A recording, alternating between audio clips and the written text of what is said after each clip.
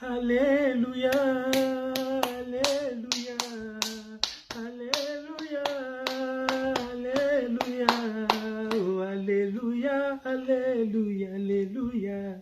Jésus-Christ est vivant, Alléluia, Alléluia, Alléluia. Bien-aimé, adoration. Bien-aimé, le papa Tiningana Kobelo sur l'adoration. L'adoration. L'adoration. Et c'est mon bien-aimé. Bonzambe Lengi. Bonzambe, faut que vous joyeux. Faut que vous sengo. Bien-aimé, adoration. Et boukaka ndako. Et boukaka mirianda kwanzambe. Bien-aimé ya solo, et bouka que si quand samba zalinda kone si kafanda kakuna adoration bouka kayango. Oh bien-aimé dans le Seigneur, adoration et bouka ba piège ya satana, et bouka ka mignololo ya satana. Bien-aimé adoration et longola ka motu na malédiction, adoration et longola ka motu na l'esprit de mort. Adoration et bikisaka moto. Bien-aimé, adoration. Il faut que vous adorez Nzambe. Bien-aimé, bamso bazali ko banda ko sambela bandi 2 heures 3 heures de prière. Bien-aimé, pesa Nzambe moko kanda. Nzamba sana besoin makambo wana te. Nzamba linga ka adoration. Bien-aimé, soko yembela kanza. Nzamba sana besoin ba belle voix te. Kaka na mungongo na yo bien-aimé, yembela kanzambe. Avant sambela na butu, yembata mukie na tongo tango la muki. Ata seconde na pamba kaka. Nzamba linga ka adoration. Bien-aimé, adoration, c'est la makambo belé. Adoration, fungula ka ba bénédiction. Adoration, et bon maka satana. Et niata ka satana. Oh, bien-aimé, dans les Seigneur. Bien-aimé, adoration, ça bien. Adoration, ça bien. Adoration, ça bien pour Nzambe. Yango papa, tindinga, bien-aimé, dans les Seigneur. Na kolobelo sur l'adoration. Oye bako adorer Nzambe. Na kombo na Yesu Christo. Na bondeli. Papa na pamboli yo na singo merci pona ngonga kitoko petem kitoko yo pesi biso pour tout partager na bandeko papa tondi sanga na molimo santo nzambe po nyonso na koloba utaka pa na yo ndeko nanga ayeba ko adorer yo pour partir adoration mwinde pela na bomo na ye mwinde pela na ndako na ye mwinde pela na santé na ye mwinde pela na ba projet na ye papa na kombo na Jésus Christ papa message ça la rempli na onction na yo au nom de Jésus Christ papa. Que le Saint-Esprit parle pour l'édification de ton peuple au nom de notre Seigneur Jésus-Christ. Nous avons ainsi prié et nous disons Amen. Bien-aimé dans le Seigneur, ils ont le message de Sengo, message d'adoration. Oui, bah quoi adorer Nzambe na yo. Et on te gagne verset liboso pour moi que adoration na baki et bukaka ba mirandako. Bien-aimé tout tanga, tu gagne acte, verset au bien-aimé acte chapitre 16. Acte chapitre 16, verset 25. Acte chapitre 16, verset 25. Yoka makambo to tangawa. Bien-aimé, je lis au nom de Jésus-Christ. Acte 16, verset 25. Vers le milieu de la nuit, Paul et Silas priaient et chantaient. Vers le milieu de la nuit, Paul et Silas priaient et chantaient. Oh, bien-aimé le Seigneur, Paul na Silas bakangi bango na prison, bien-aimé. Yoka bien-aimé, Paul na Silas bakangi bango na prison. Babandi ko sambela Nzambe. Tango babandi kaka ko yemba. Yoka makambo salaki. Yoka makambo bien-aimé. Tozana acte 16 verset 25. Yoka et chanter les louanges de Dieu. Ah, bien-aimé. Nzembo nini yo yembaka. Yana ba nzembe pesa ka Satan pe gloire izali. Bien-aimé Keba, Balabi, il chantait les louanges de Dieu. Bazalaki na kati na prison. Bien-aimé dans le Seigneur. N'ébite si yo souza na prison ya mabala. Souza na prison ya nzala. Souza na prison ya maladie.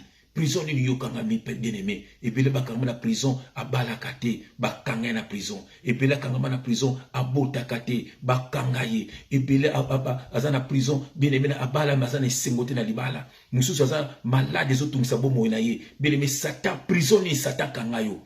Bien-aimé yoka révélation za na écriture. Bien-aimé bazaki na prison.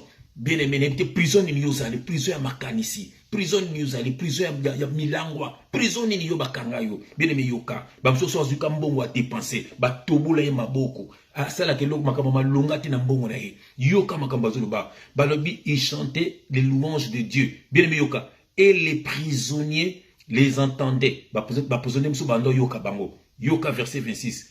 Tout à coup, il s'est fait un grand tremblement de terre, en sorte que les fondements de la prison furent ébranlés. Oh, bien-aimé dans le Seigneur. Tango babandi ko yemba, bien-aimé. Balobi tout à coup. Bien-aimé, prisonnier ngani. Prisonnier boukani. Ba portail boukani. Bien-aimé dans le Seigneur. Pour besoin babanzembo ensemble. Bien-aimé dans le Seigneur. Na koyebisa yo. Na putu tango la muki.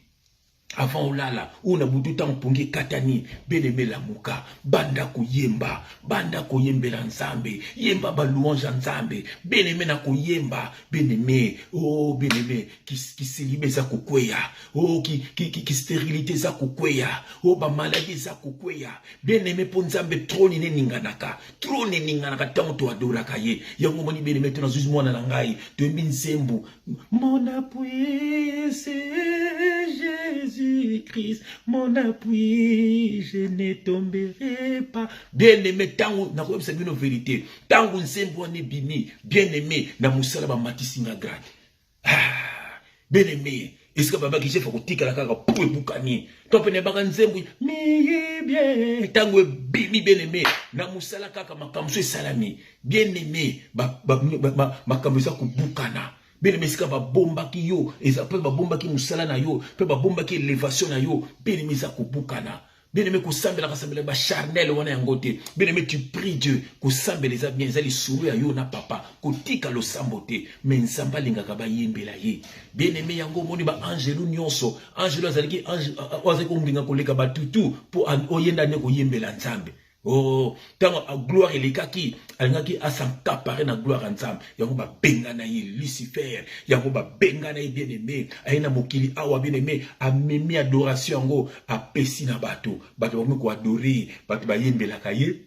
Bayembelaka bato mokili, bayembelaka makambo mokili, ba botoli adoration pa ya nzambe, pour ti bato ba adoraka skoye. Benemeza na ba kombo mingi ba mise bayembaka ba sirène des eaux, bayembaka ye moko Lucifer, beneme ba doraka ye, beneme ena ba crime sou ba betaka, il faut zala na matu ya molimo pour comprendre. Ya pe na ba mbokela mso ba beta ba slogan mso alobaka, beneme ba kumisaka nde mokonzi na bango, parce que adoration ezande ya nzambe. Bien-aimé, yoka révélation, yango nzambe a botola Lucifer adoration a pesi na biso. Alléluia. A pesi na biso. Nzamba benga biso ma adorateur, aux adoratrices ma sœur, aux adorateurs mon frère, yembela kanzambe, kumisa kanzambe, ataba seki mungongo na yo mapitali bango. Yozo yembela ne le roi des rois. Yazo yoka makamu susu o bien-aimé. Na butita musa kuyemba, oza pe kutika makamu na kata banzembo na yo. Bien-aimé okomona yo moko pesa nga raison. Okomona Paul na Silas, bien aimé tanga verso retanga yango, to babandi ko sambela, babandi kaka koyemba ba louange nzambe.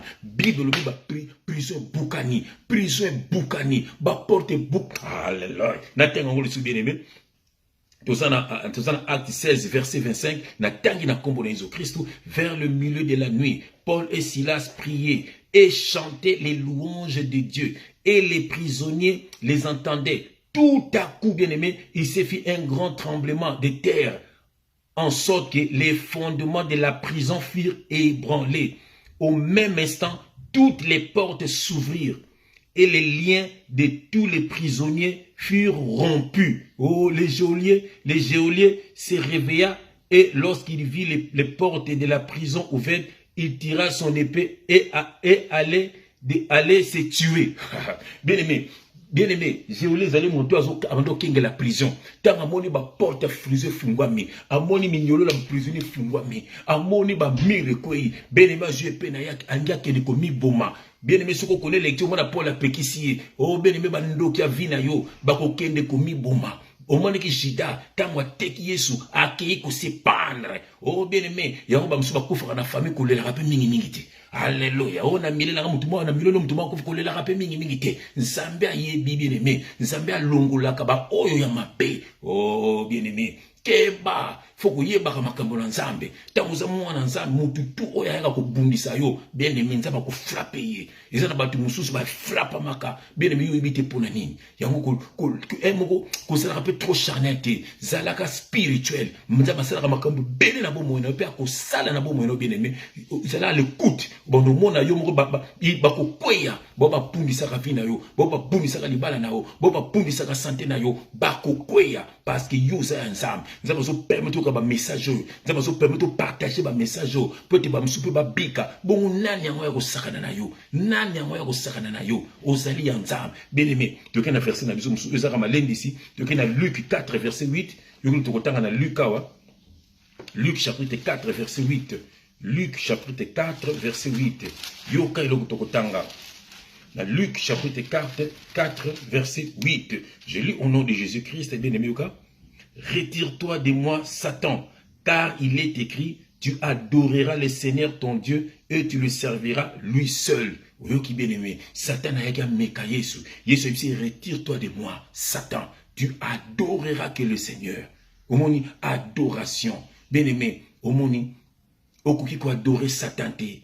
Adorer nzambe tala satana ayaki po Yesu adorer Yesu bengani albi yonde oko adorer ngai alléluia bien-aimé dans le Seigneur tika ko adorer Satan miso badura Satan kana lateli miso badura Satan kana maquillage miso badura Satan kana lobeli miso badura Satan ka bemene nzela ekobo nzela milangwa uzo ko adorer Satan soko kofienta ko zo mulimo na yo septembre on ba bunza ko na buto ba soko po ani po osara lokolo mo pe na bango. Donc il faut que l'on mobima na kat na bango bien aimé. Au moni bien aimé. Tu connais verset na biso souka. Tu dans Jean 4 peut aussi c'est pour nous quoi lelo. Jean 4 verset 23. Jean chapitre 4 verset 23. Yo que l'on attendit. Je lis au nom de Jésus-Christ.